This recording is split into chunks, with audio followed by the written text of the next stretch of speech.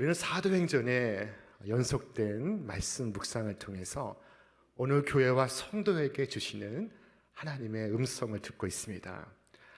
지난주에 우리는 하나님의 천사가 백부장에게 나타나 사람들을 욥바로 보내어 베드로를 초청하라고 했던 일을 함께 묵상을 했습니다. 하나님께서는 천사를 통하여 복음을 전하시지 않습니다. 하나님께서는 사람을 통하여 복음을 전하게 하셨습니다. 하나님께서는 베드로를 통하여 이방인 백부장에게 구원의 복음을 전파하는 임무를 주시고 있었습니다. 여러분, 이 베드로는 처음에 왜 자신이 이 멀리 가이사랴까지 오게 하시는지 하나님의 그 뜻을 이해할 수가 없었습니다. 그러나 그가 이 백부장을 직접 만난 후에 그는 알았습니다. 왜 하나님께서 그를 만나게 하셨는지를. 베드로는 이처럼 말했습니다. 내가 참으로 하나님은 사람의 외모를 보지 아니하시고 각 나라 중에 하나님을 경외하고 의를 행하는 사람을 다 받으시는 줄을 깨달았습니다. 고넬료와 그의 가족은 이제 베드로를 통해서 구원의 복음을 듣습니다. 복음은 바로 예수 그리스도의 소식이었습니다. 베드로는 분명하고 단순하고 명확한 언어로 이 복음을 전하기 시작했습니다. 우리 말씀을 함께 읽겠습니다. 하나님이 나사렛 예수에게 성령과 능력을 기름 붓듯 하셨음에 그가 두루 다니시며 선한 일을 행하시고 마귀에게 눌린 모든 사람을 고치셨으니 이는 하나님이 함께 하셨습니다. 아멘. 베드로의 설교는 길지 않았습니다. 그것은 단순했고 분명했으며 명확했습니다. 주님은 두루 다니시며 선을 행하셨다. 주께서 3년 동안 많은 일을 하셨지만 그것은 선한 일이었다 라고 압축하고 있습니다. 주님은 두루 다니시며 선을 행하셨습니다. 주님께서 다니신 것은 한 가지 목적, 선을 행하기 위함이었습니다.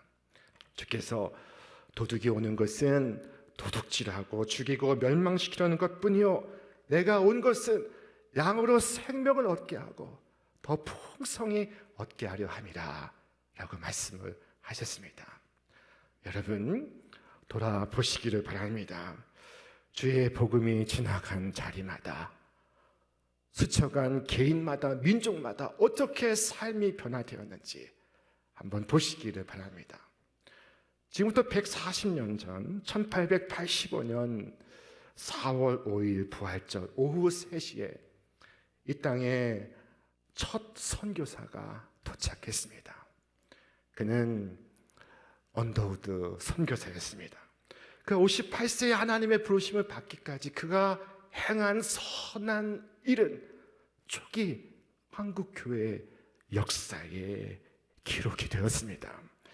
그가 기도했습니다. 오 주님, 이 황량한 곳에 지금은 아무것도 보이지 않습니다.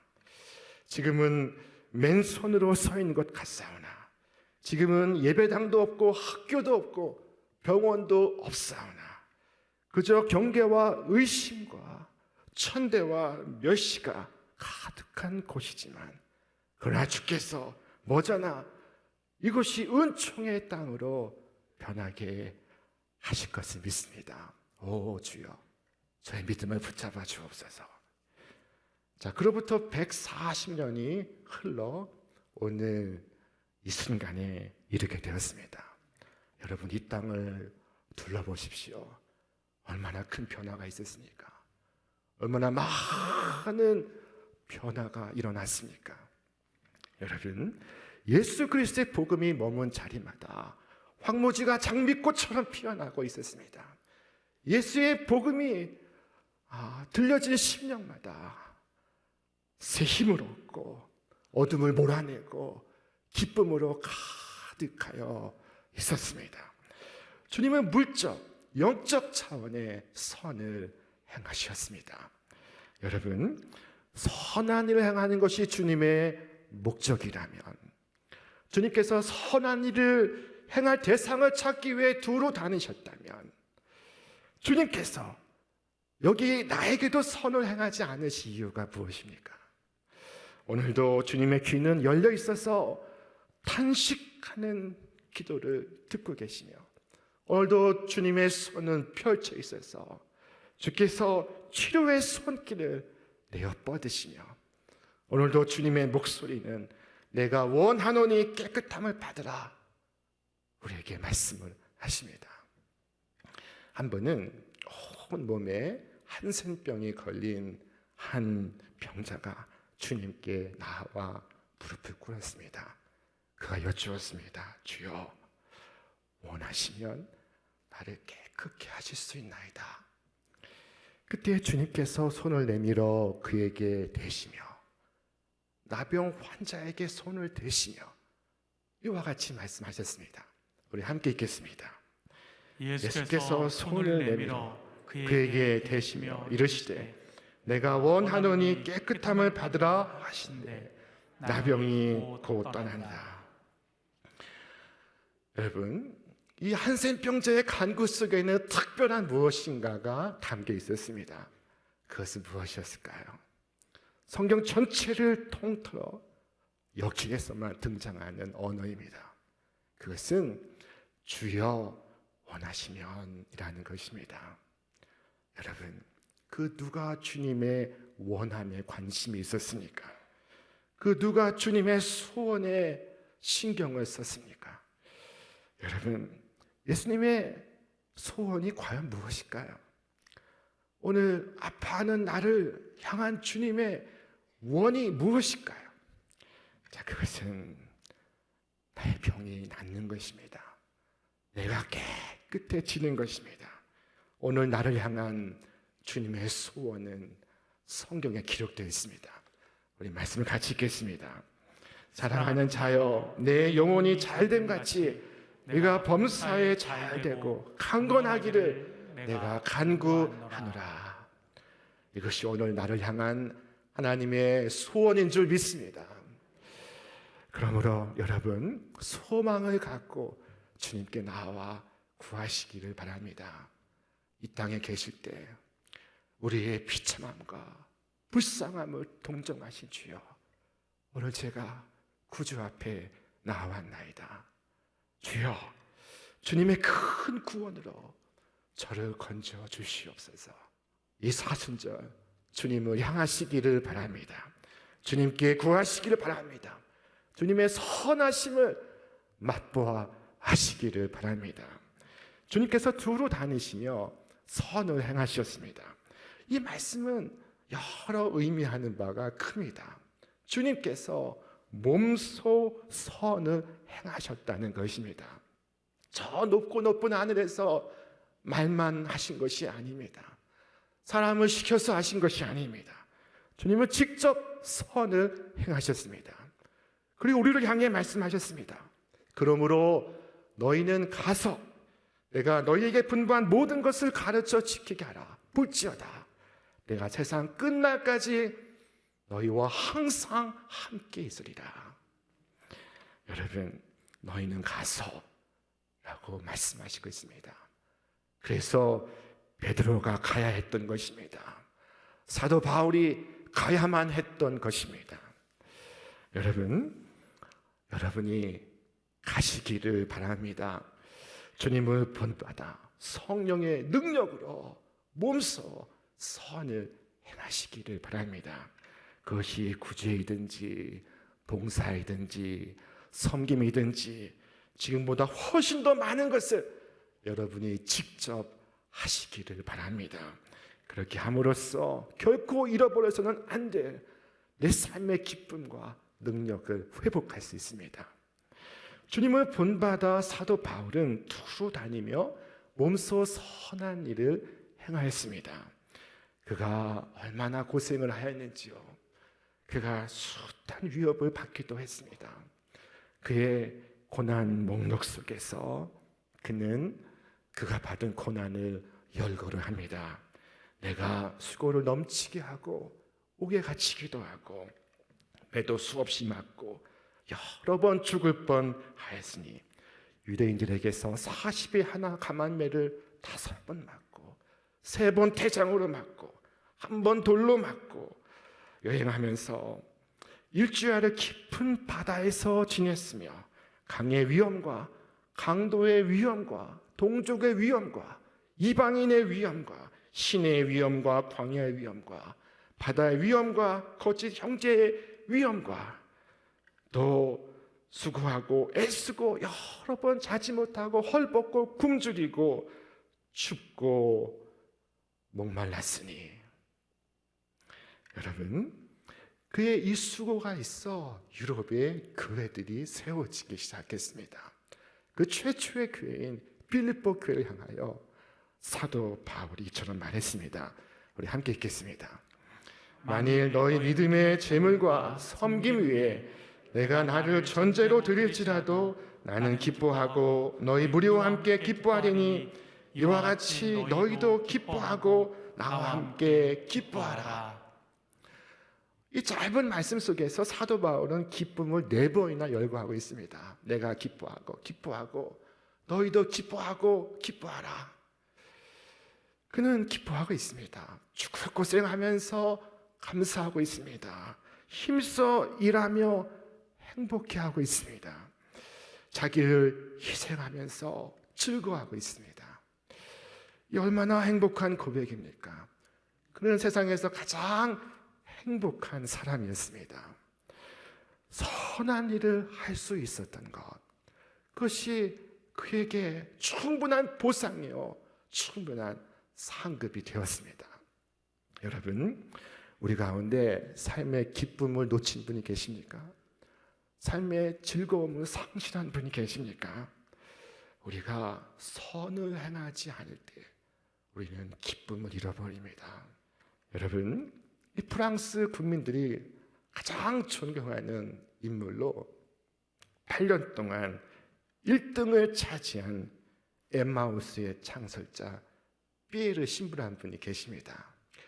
그분이 단순한 기쁨이라는 책을 지었는데 그 책 속에 등장하는 이야기입니다. 한 청년이 자살 직전에 이 신부를 찾아왔습니다.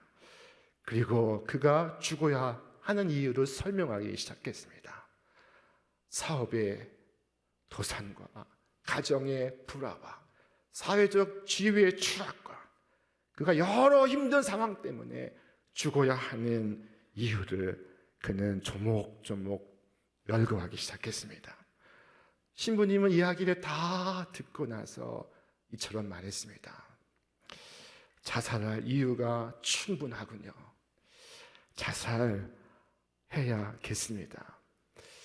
그러나 기왕 죽을 바에는 죽기 전에 잠시 저를 도와줄 수 있겠습니까?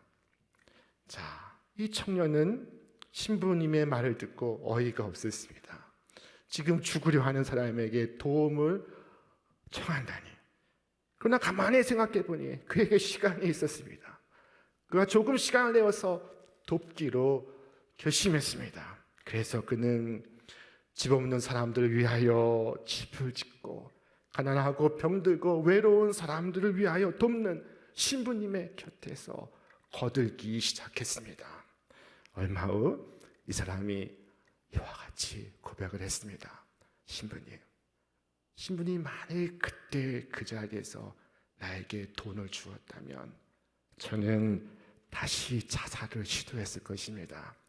하지만 신부님은 내게 아무것도 주지 않으셨습니다. 오히려 나에게 도움을 요청하셨습니다. 그래서 나는 신부님과 함께 이웃을 섬기면서 내가 계속해서 살아가야 할 이유를 발견했습니다. 이제 나는 어떻게 살아가는 것이 참된 행복인지를 깨닫게 되었습니다. 여러분, 이 선한 일에는 이처럼 놀라운 힘이 있습니다.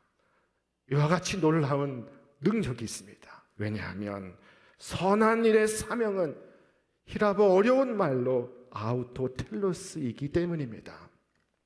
히라보 아우토는 그 자신, 자체, 셀프라는 의미이고 텔로스는 목적이라는 의미입니다. 여러분, 선한 일은 자기 목적성을 갖고 있습니다. 선한 일은 그 자체가 목적입니다. 다른 보상을 바라지 않습니다. 박수를 기대하지 않습니다. 그 자체가 충분한 보상이요, 상급이기 때문입니다. 자, 주님께서 이것을 말씀하셨습니다. 나의 양식은 나를 보내신 이의 뜻을 행하며 그의 뜻을 온전히 이루는 바로 이것이라. 주님께서 지치고 허기지고 또 고단하셨지만은 그 사마리아 우물가에서 한 여인을 건져내시고 말씀하신 주님의 말씀이었습니다.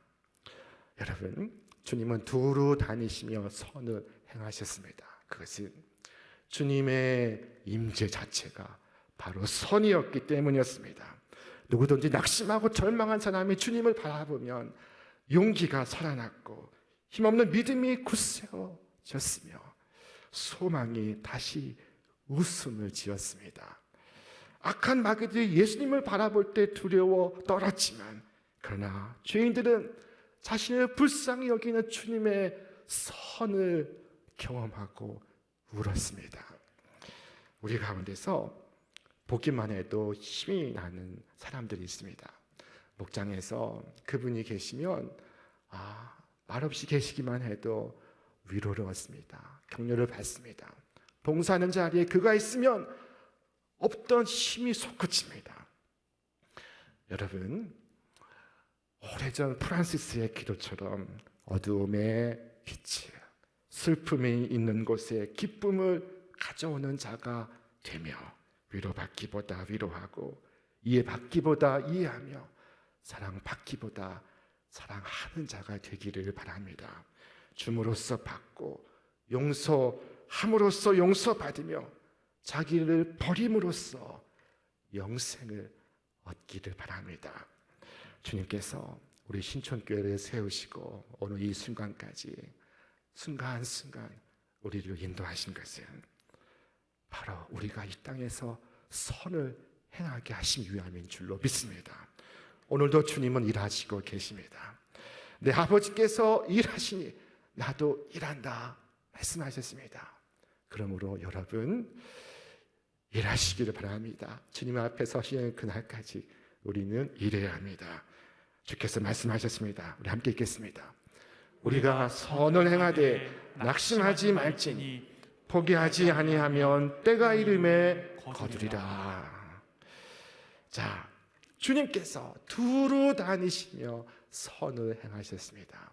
경계를 넘어서 두로와 시돈까지 가셨으며 편견을 넘어서 세리와 주인에게까지 가셨습니다. 오늘 이 대한민국 서울에 살면은 굳이 가지 않아도 두로와 시돈 사람을 다 만날 수 있습니다. 세리와 죄인들을 다 문만 열면 만날 수 있습니다. 얼마나 좋은 조건입니까? 그러나 물론 우리가 서울에서 가족들과 머물면서 저 메콩 강가의 주민들에게 복음을 전할 수는 없습니다. 우리가 오늘 아침 예배를 드리면서 저 하노이 빈민촌의 고아원을 방문할 수는 없습니다. 그러나 그럼에도 불구하고 우리가 그 일을 하는 사람들을 돌아보고 그에게 깊은 관심을 갖고 성원하며 그를 위해 기도하고 도움으로써 그 일을 우리 자신의 일로 만들 수가 있습니다. 여러분, 오늘 주님의 보배로운 피로 구속함을 받으신 여러분 선한 일을 행하고 계십니까? 선한 일을 계획하고 계십니까? 여러분이 지금 당장 할 수 있는 선한 일은 무엇이 있습니까? 내게 더 큰 능력을 구하기 전에 내게 있는 능력을 사용하시기를 바랍니다. 주부인 여러분, 여러분의 가정을 두루 다니시기를 바랍니다. 저 부엌에서 거실까지 남편에게서부터 어린 자녀에게까지 여러분이 선을 행할 것이 있습니다. 여러분이 반드시 선을 행할 일들이 그곳에 있습니다. 직장인 여러분, 여러분의 일터로 가서 선을 행하십시오. 그리스도의 말씀을 뿌리십시오. 그리스도의 빛을 발하십시오. 자, 오늘 베드로는 고넬료의 집을 찾아가 복음을 전했습니다. 유대인이 이방인의 집에 들어갔습니다. 베드로가 행한 선한 일은 그 앞에서 구주의 복음을 들려주는 것이었습니다. 여러분, 우리는 장차 천국에서 모든 것을 누리게 될 것입니다. 참된 안식과 복락을 누리게 될 것입니다. 그러나 그 천국에서도 할 수 없는 것이 있습니다. 그것이 무엇일까요? 그것은 바로 전도하는 것입니다. 여러분, 천국에서 누구에게 전도하시겠습니까? 전도는 이 땅에서의 일입니다. 이 다음으로 미룰 수 없는 일입니다. 우리가 이 땅에서 중요하게 생각했던 일들 가운데 장차 천국에서도 중요한 일들은 아무것도 없을 것입니다. 딱지치기에서 딱지를 많이 따고 땅을 많이 차지하는 것도 마찬가지입니다. 주님은 오직 영혼이 천하보다 귀하다 말씀하셨고 그 영혼 구하는 일을 내게 부탁하셨습니다. 자, 전도는 주님께서 내게 부탁하신 것입니다. 세상 사람들과는 상관없는 일입니다. 그것은 나의 일입니다.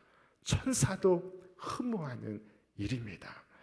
여러분, 오늘 내 삶의 여정 속에 선한 목표를 세우시기를 바랍니다. 한 번뿐인 인생을 사는 우리에게 저 영원한 천국을 위하여 쓰임받는 것보다 더 큰 영광과 면류관은 없습니다.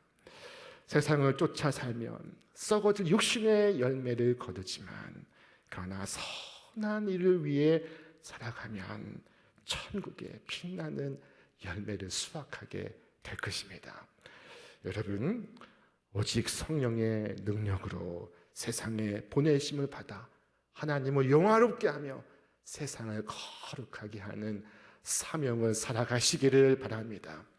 오늘도 주님의 선한 능력이 여러분의 삶 속에서 살아 역사하기를 주님의 이름으로 축원합니다. 축원합니다.